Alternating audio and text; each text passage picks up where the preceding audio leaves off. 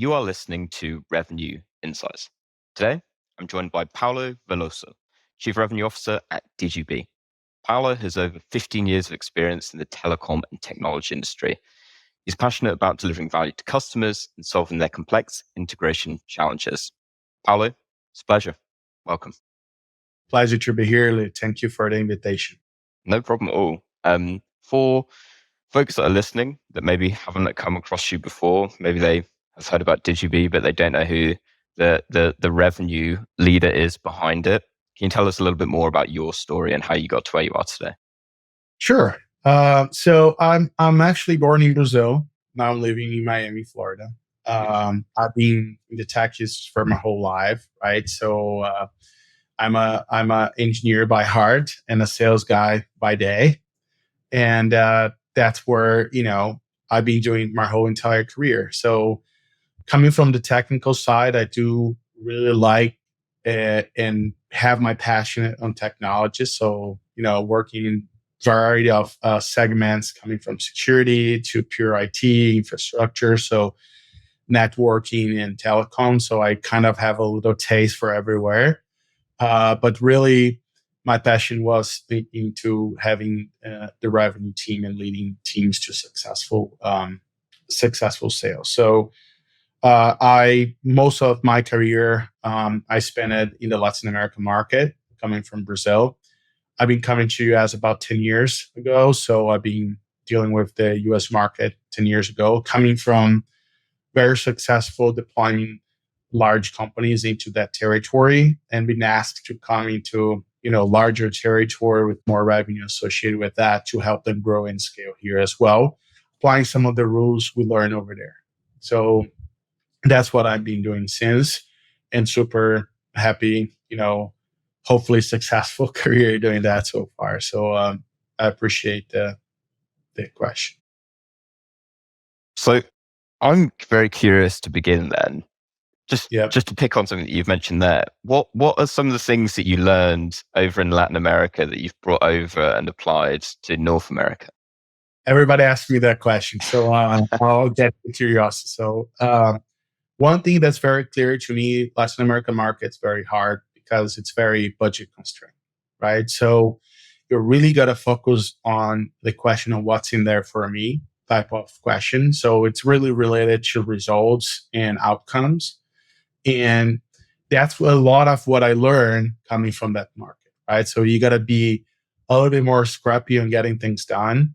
And you really got to focus on the results than just about the tech.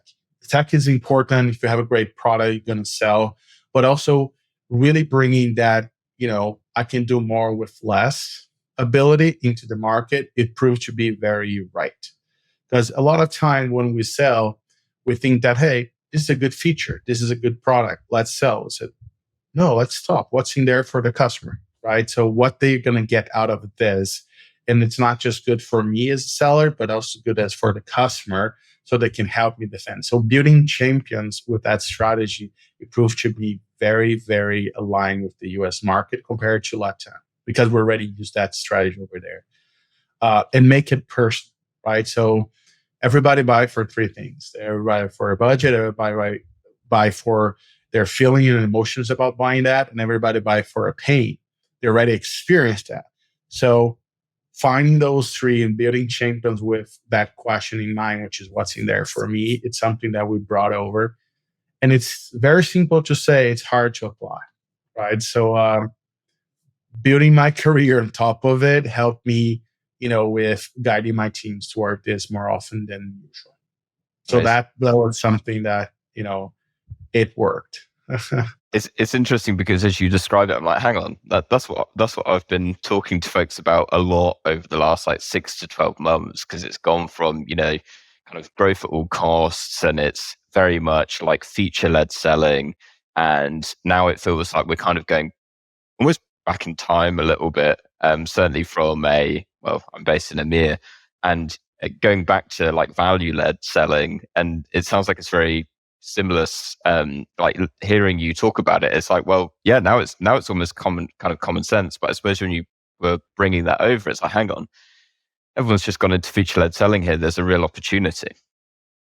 It's I think it's more than that, Lee. I think it's where people realize that companies have so many tools, and it's rarely in the market that's only one player, or feature and functions. With AI and larger development teams, and easier like agile cycles of product development, very concise now into the market, you're not going to see a product that like superior to your point that the future is going to sell it, right? So we don't see that anymore in the market so often. You still have some unicorns over there, but it's not what's common base. So really selling towards the outcomes for a customer, it really brings you more than just the value selling, but the outcome selling. It's because, okay, this is my agreement with you. This is why I agree with you. It's our success together. And this is what you're going to get out of this. And it's going to cost you this, and it's going to take you this time to get there. And that's the reason you see the rise of customer success teams being more and more inside software companies, because they understand if they go that path, it's really, really important for them to keep growing. SaaS, and everybody in the industry now talk about consumption based, right? So how you buy as you buy cloud, consumption based, but you got to remember that you're going to help your customer adopt. So you're going to help them achieve that outcome. So that's the reason the rise of consumption based pricing, and also the rise of customer success teams driving that adoption and consumption, right? So it's a flip on the market to say, okay, here in Digibee, for example, we don't say, oh, we sold to the customer. No, we made their first commitment. We got to keep going next, to say, okay, if you like it, you're going to keep growing with us. That's the only way we look at the market. So that's a different mentality of what we're talking about. Okay, let's value the base sale. From the past, it's good. I think it was the V1 of the way we were seeing right now, which is outcome-based selling with a lot of consumption pricing, and a customer success team a little bit more empowered for that journey. I It's such a fascinating point, and it almost what I'm intrigued by is, I guess I can imagine it from a sales perspective, and what I'm very curious by is, how does that apply then when we're talking about outcome based selling? How does that then cover the entire customer journey? So once as you kind of mentioned, there's that first step. Here's the outcome that we are going to help you to deliver. What does it then look like after that customer comes in and goes all the way, until they're up for renewal or whatever it might be? So we got to look at this in a different way. The customer journey, that's what I call the first commitment, right? Which is, it's our commitment to the customer in terms of the outcome we expect together of this project is this, right? Uh, and if that outcome is successful, what's next? And that requires two things. First, require a very well done discovery phase on the customer journey. So you really got to take time to know and get to know the customer pain points, right? So that's the first thing on that approach. The second point of that approach is, you got to understand that the sale or the contract signature is only this first step of the journey. It's not the last step, right? So that's the reason we call the first commitment, because it's, I commit to this portion of my pain, but if this is successful, I can do this, and that. So that's where we look at the sale differently now. And even it requires different type of people, because you got to understand that on your sales side, you got to empower the customer success team as well to be that next phase on this customer journey. When before, where everybody's just the sales guy, upsell is way more strong, or even renewals coming from a very empowered customer success team. If you don't do that, you're going to have issues with the renew, churns, downsells, and etc. Right? So that's the reason here at Digibee, for example, we built a very, very strong customer journey that starts all the way from marketing, BDR, sourcing, all up to customer success, renew, and upsells. So it's not a stopgap inside of the sale of the contract signature, but it keeps moving. I only consider that revenue when we actually do the first contract renew, because before that, it's just the first commitment. We can still fail and not get the customer business, right?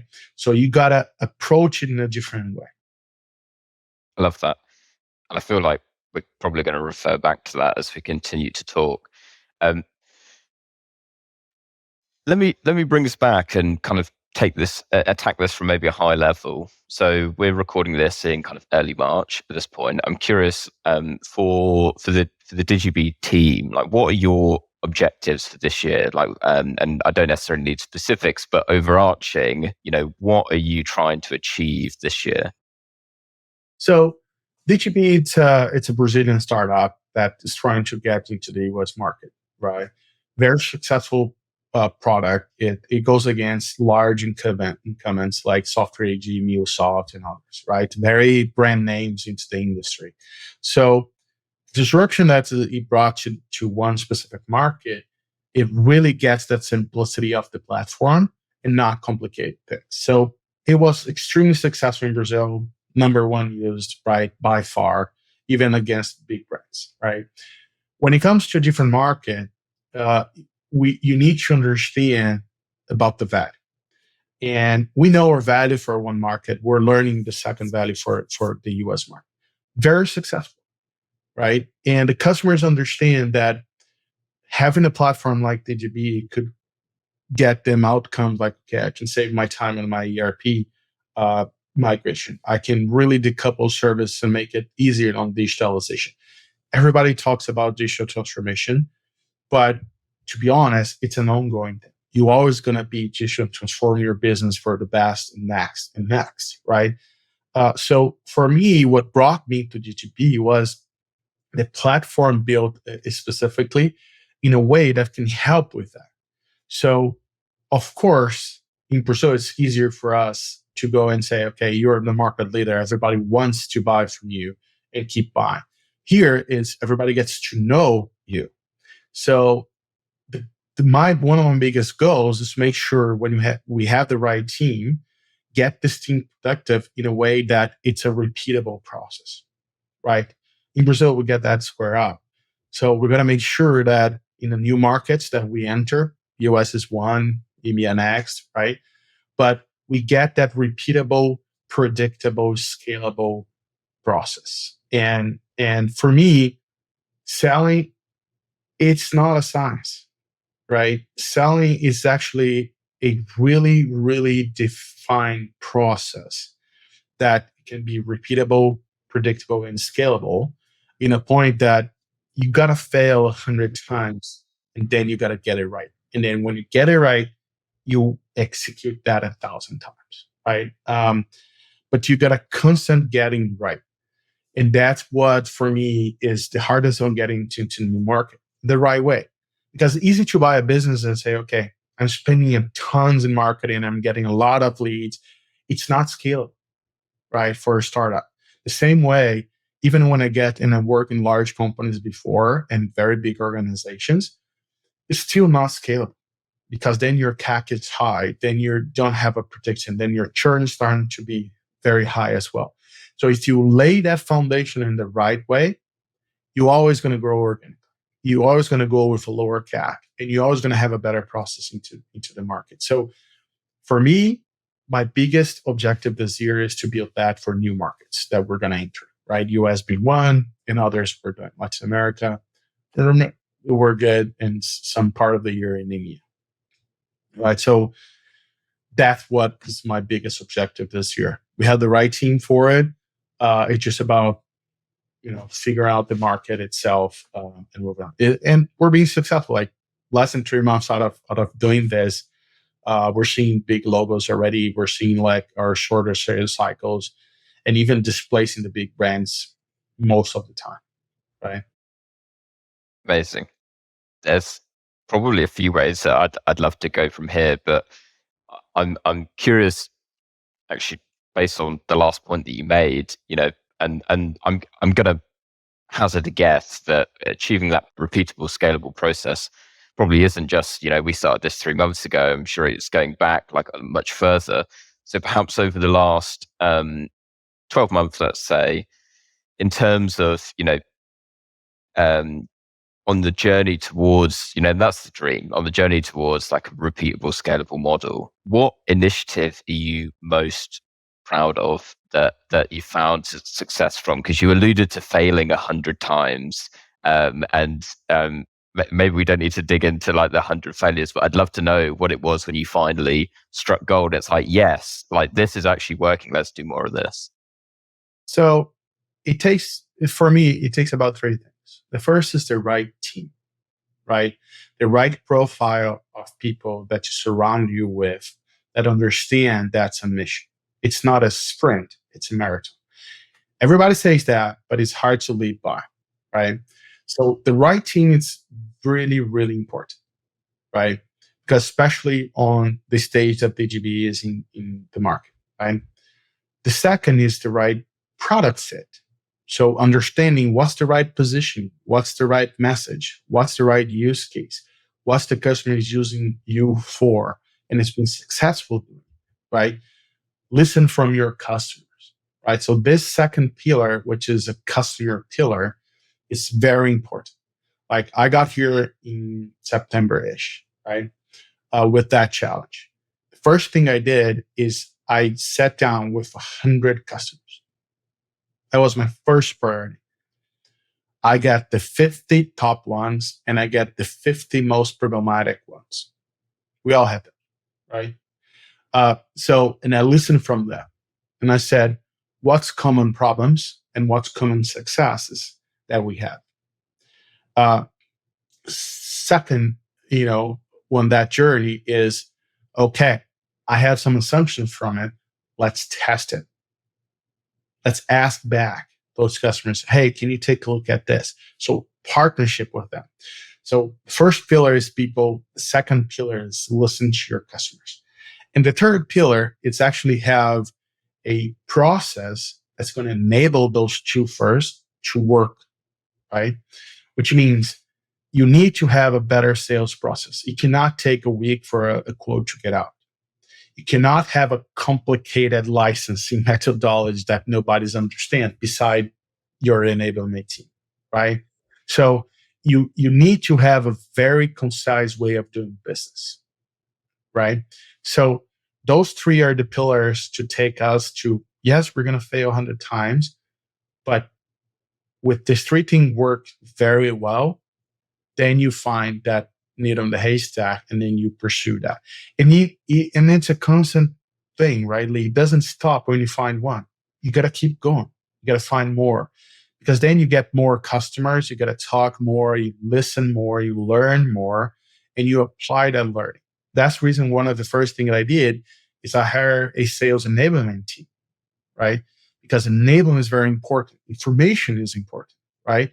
So where you get to a point where everybody has the same message, everybody's talking the same thing, everybody's pushing the same thing. So it's really important for making it consistent, right? So those are the stats or the three pillars. I would say it's important for us to build that. So that's what I'm very proud of with Build in this short period of time that I'm here is we got a successful market. We're entering successfully in another one, and it being super welcomed by customers because we listen. And it's really rarely on a sales team that you say, "I just want to sell." It doesn't matter because if you're selling with the wrong CAC, you're selling to the wrong ICP, you don't grow. Sometimes it's okay to say no to something. We've got to learn to say no. This is not the right customer for me. Right? I'm not going to provide him with a successful path, right? This is the wrong use case. It's going to churn in less than a year, right? So let's not do it, right? Let's not do it. And that's what it's hard to build. But I think that I felt very good that we built that. It's a process, but I can tell you by now that everybody in the company and my revenue team, it looks towards one goal and look towards one north, because it can get it can get like complicated when you have multiple geographies as a startup, right? So we finally get to everyone looking at North in FY24, and it's been super rewarding. And let's talk about building that team. We were touching on it before we hit the record button today, and I love talking about building high performance teams a lot on this podcast. And how did you go about building that team? So building teams is all about the goal, right? So you can take high performers that's performing one type of company. Doesn't mean they're going to perform another type of company, right? I'll give you an example, right? I worked for Splunk in my recent past. Very large organization, right? Ridiculous amount of code. I had probably from the rep to my level about 10 people in the middle. And the thing was, to make a high performer there, it's a different strategy than made a high performer here at Digibee, right? So you got to understand, okay, in each market, what works for that market, right? What is that market needs that is important for them, and that you can enable that profile of seller to be successful. For example, Northeast, it's all about finances. So it's larger deals. It's more density market, right? So you got to make sure that you know someone that can speak that language, right? But know someone that, for example, especially on the stage that we are a startup, it's a very like multiple hats type of person. It's a person that can understand the territory and get that nailed down. And it's a person that understands that hunting, it's not just about taking the inbound. It's actually going to be, any rep's going to do BDR work, right? Any rep's going to do like concise on presentations and messaging. Any rep's going to go into events. Doesn't matter if it's good or bad, but they're going to go, right? So they're going to do training. So it really gets a specific profiles for each stage of the company and each stage of territory. I cannot hire, for example, a guy that has one account at Digibee, right? Even though he can sell millions on one account, he's not going to test my potential into the market doing that. He's probably going to sell one deal a year, but that's not what we need right now. We need a guy that's going to sell 12 contracts, 15 contracts, even the smaller ones, and they're going to understand what's working in that territory. And then we can grow into having farmers. We can grow into having large account deals. But I cannot build that in a specific moment. So people think a high performer is just because he made a tremendous amount of quota in one company, he's going to do it again in another. It's not. It's about the environment. It's about the strategy. It's about the goal that the company overall has, right? And also, it's a foundation for building high performers. No company that is a stage of Digibee is going to have extremely high performers for one reason. There's a lot in the culture perspective to build towards high performers, right? Especially in smaller companies. So you got to understand that it's a process, it's a culture change, and it's a company that looks at sale as the ending goal. And in a sales enablement company, I just say, okay, everybody's important about the customer. And changing that mentality sometimes is hard. So at Digibee, we're extremely fortunate that most of the founders come from the sales side, comes from the business side. So it was embedded on the DNA. We just needed to amplify it, right? So I have a very traditional say, but it takes the right profile of people, the right profile of company to make that person successful. So I don't take just a rep that's making 200 of their 300% of the quota and bring it in. It's going to make that person successful. I need to have a foundation for it. I need to have a culture for it. And I need to have everyone looking in the same direction first. And then people are going to get high performers, right? So that's how we build the right team. And content is important. Enablement tools, like high performers need a whole environment for working. One person is not high performance. Teams are high performance teams, right? So that environment needs to be built. And startups, sometimes it's hard because too diverse, but then you need to, okay, I want a high performer. Let's make 6 high performers. 3 of them are going to be great.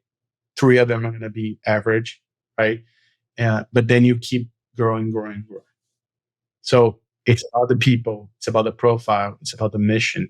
It's not about just bringing a person that's working somewhere, that hiring that person. That's going to fail. I really like your perspective on, understanding what the requirements are first before bringing in that person, right? It's a bit like in football or soccer, as you would call it.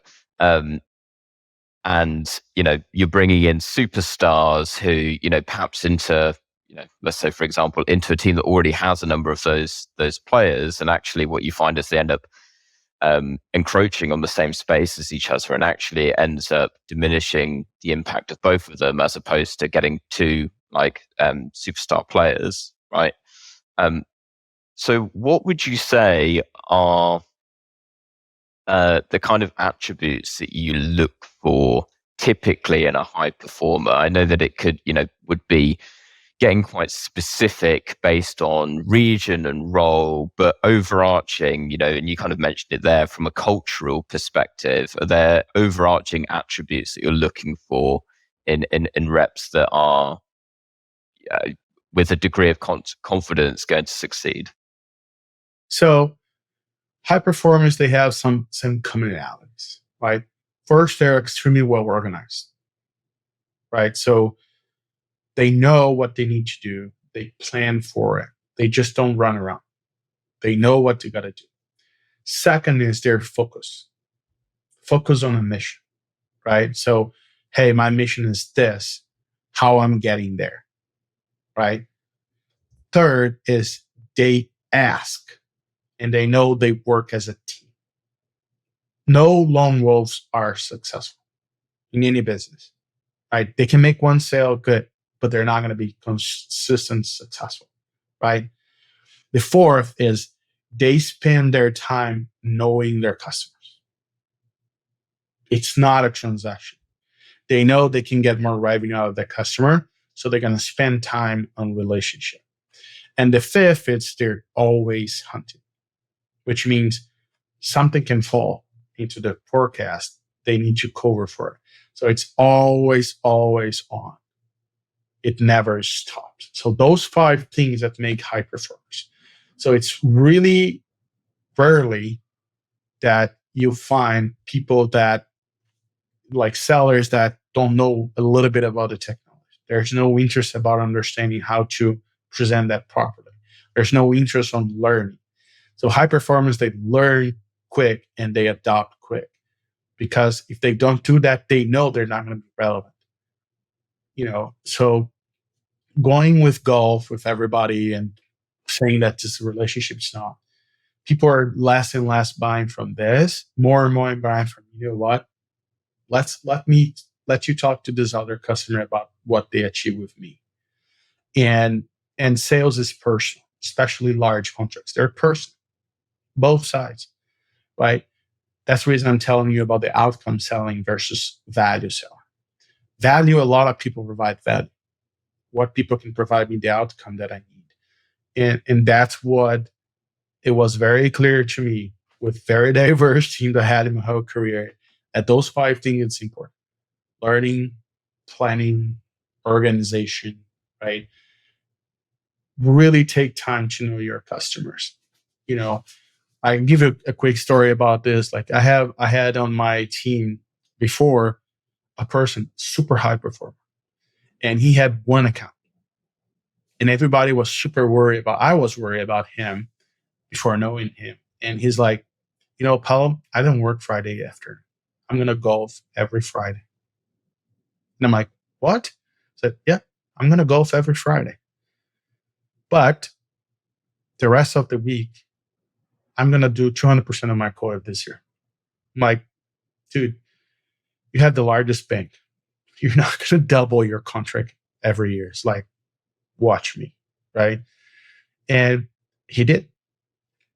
And every time I call him after 12 on Friday, he's like, I'm not picking up. I told you I'm golfing, right? But he was focused. He strategically knew what he needed to achieve. He knew the customer better than anyone, right? And when people think that the most important person in a meeting is the VP, the CRO, it's not. If the AE is not the most important person in that meeting, something's wrong, especially in enterprise software sales, right? Because the AE is the guy that the CEO called. They don't call the CRO. They negotiate with the CRO. They badge bump, right, the CRO in terms of like power conflict, but that's not the most important person in the meeting. I've been to many, many meetings it was a handshake, and the job is actually done by the AE later, right? Building, constructing the deal, making sure that everything was right. And then, of course, there's like that shake hand commitment between companies that's happened. But the most important person on a meeting needs to be that high performer. And if it's not that, then it's not the right high performer. And you can feel it as a leader for some time. You get into a meeting and you know more than the AE, that guy is not going to do it. And then you got to intervene and get the deal done. But so that's examples of it's about the person, not about the CRO, not about a badge, not about a position. It's about, okay, that CIO believes in that AE, and I'm here just as an institutional representative to say we support the guy to do this deal. It's such a great story, and I know will resonate with pretty much everyone listening to this. I think everyone knows a high performer quite like that. Sometimes the entire business's revenue number relies on that individual. So I have to ask, because my perspective of individuals like that, they're a nightmare to get to follow your sales process. You never really know what it is that they're doing. We kind of have an idea that they're more strategic, and they've always got these relationships, and they're off golfing with the CIOs, on a Friday. How do you approach replicating that individual? It's very hard because it's personal, right? You gotta be good at identifying it and enabling, right? That's the reason I'm telling like this individual that I tell this story, he's organized. So I'll contraire to what you think. His sales force is spotless. Spotless. His account planning was updated every week because he took that as his notes, right? So when they are organized, that's what I tell it's important. High performers that are not organized, they're not going to keep it. If you get lucky 1 year, and the next year they're down. So consistent high performance require discipline, but also require focus, but also require a type of person that's hard to replicate. It's impossible. You can enable people to do that, but then they need to decide on their own that I want to be a high performer. You can teach them. They can learn, but are they become? It depends on each individual. Like, that's the reason I'm telling you, high performers are a process. And when somebody really gets it, he will be high performer. Curiosity is important.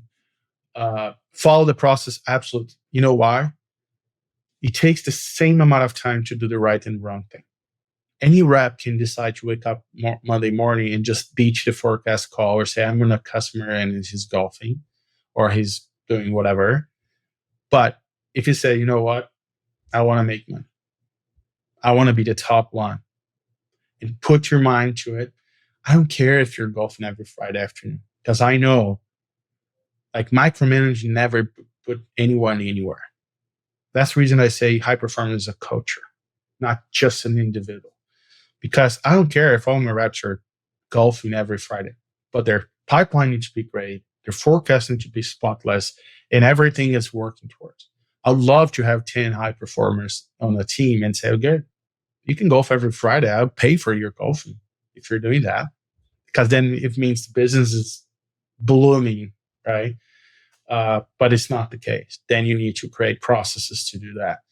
But for me, it's the personal thing. And everybody needs to decide about it. It's not a replicable feature in a person, right?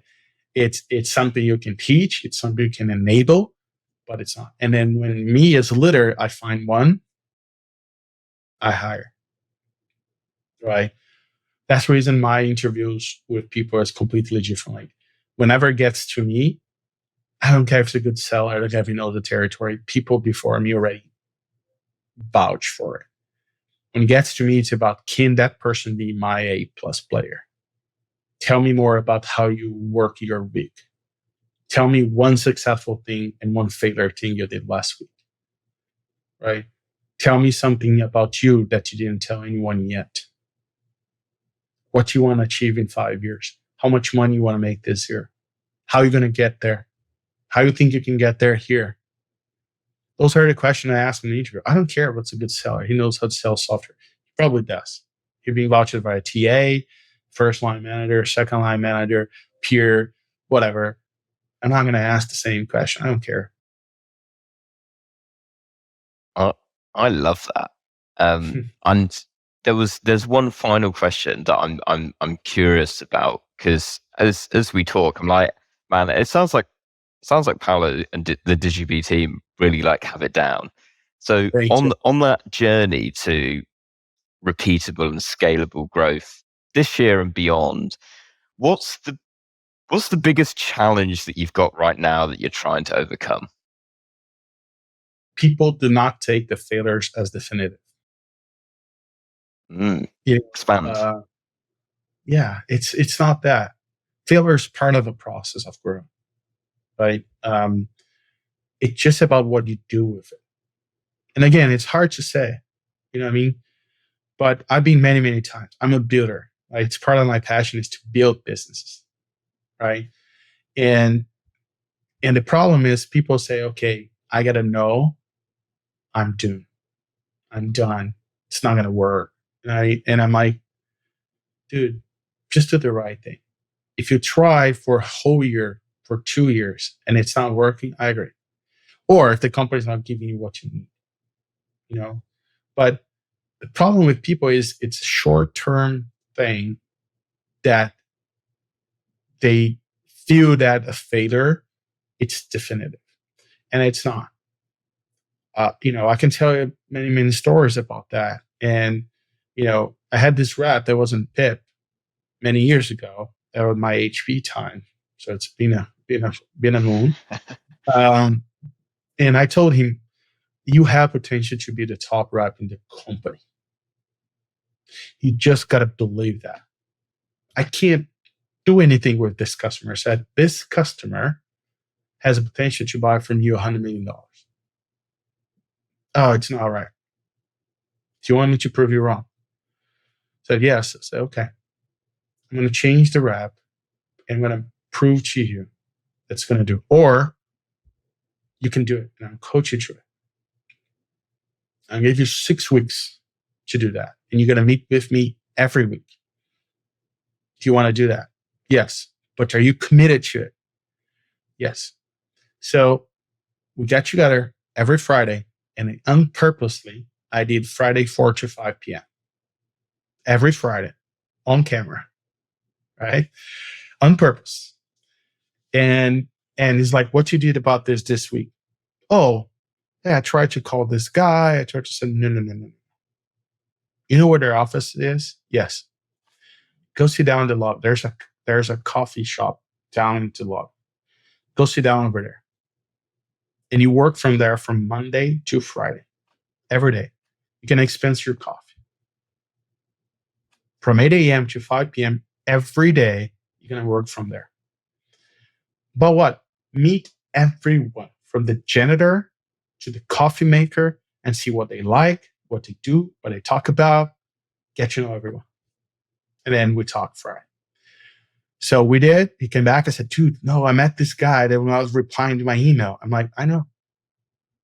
I have a meeting next week. Yes. And then he came back to me and he said, what you going to talk to him about? Oh, we're going to show him. I said, no. Call him and say, I just want to talk to you about what's the best way for us to use our time next week. What do you want to see? Ask the question. So on, I don't want to spend too much time on this, right? After 6 weeks, he had a $27 million project in his hand. 6 months later, he closed it. 22 million, something like that. From a PIP to a $22 million project, number one rep in the territory. The reason is people don't take the time.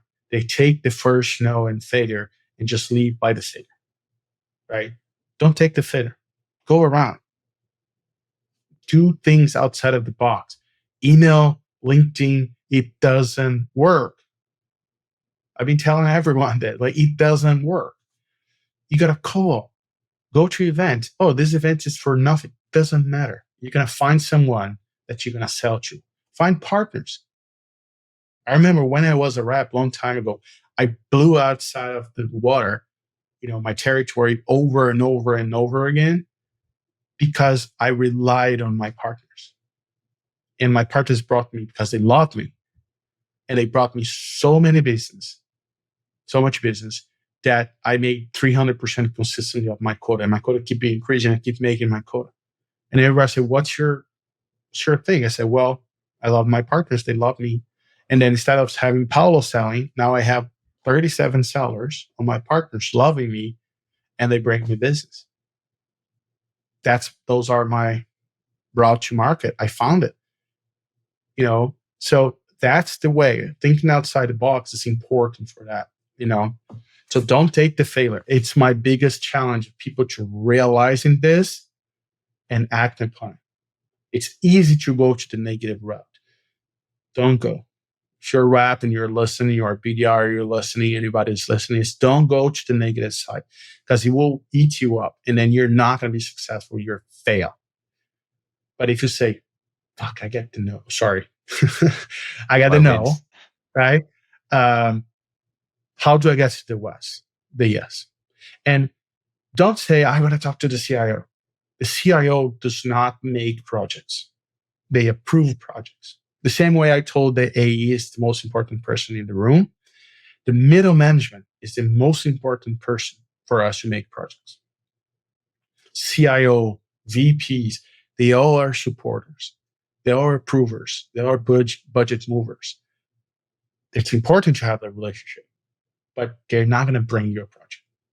You can golf with them every day. They're not going to tell you, what, I have a project for you. No, because they don't know. You're the business guy. The middle management, it's where the project starts, the pain relies, and they talk more, right? They're more open to ideas and change. Make sense, Lee? It makes perfect sense. What really caught my imagination, actually, as you were talking through it, was, if I am hearing it correctly, you're approaching this actually in terms of when you start that project, you're kind of starting with the end user, right, of the solution, and you are building that. And forgive me, I'll use my own language, but like you're building that business case with that end user, and then bringing in kind of more senior stakeholders towards the end of the sales process when you've already built it out, you've already shown, this is the outcome that we're going to deliver. And so when you're bringing in, the CIO, the CRO, whoever it may be, it's then a case of, this is how we are going to work together. Have I interpreted that correctly? Of course. And then guess what? $20 million is cheap or it's expensive. It depends. What does it solve? You know what I mean? $20 million could be cheap when it's solving for a $150 million problem, right? Or it can be way expensive if your outcome is a $10 million saving. It's double, so it doesn't make sense. Who knows that? Is the CIO? No. He doesn't know that. He doesn't know it's a 10 or 20 or $100 million problem. He probably knows the figures, but he doesn't know the how. He knows the why. The why is because it's not working. So build the why, how, what before gets to the point where you need to be approved. Because $20 million could be expensive or could be cheap, depending on what you're solving. That's the reason I tell you about the outcome selling, not value. $20 million can be a great value to the company. Depends. But if you are achieving this outcome that has this problem with this solution, then it could be cheap. And the project is approved like this because there's no arguing about, and it's based on inputs from their person's team, the reality of the customer. It's not about this report from Gartner that shows 30% reduction, blah, blah, blah. No, in your company, this area has this problem that can be solved with this, and the outcome is that. How he's going to argue with cheap or not, or expensive? He can't, or she can't, right? But if you come up, according to Gartner, this is a 3x return. The guy is going to say, oh, you don't know my company. You know what I mean? It's a different story. So that's the reason for me, the V2 of the value selling is what I call the outcome selling. Focus on the outcome selling. What's in there for me? Not about the general outcome, but what's in there for that company. That's the reason I'm telling you, high performers, they need to know the customer. Remember, I told you this. They need to know the customer. It's not somebody else. It's the customer, right? That's the most important. That's what makes $1 million deals. People think $1 million deals are this unicorn things. No, of course not. You just got to find a pain big enough to worth $100 million or $10 million or $5 million. Find that pain and you're going to sell multiple $1 million deals, right?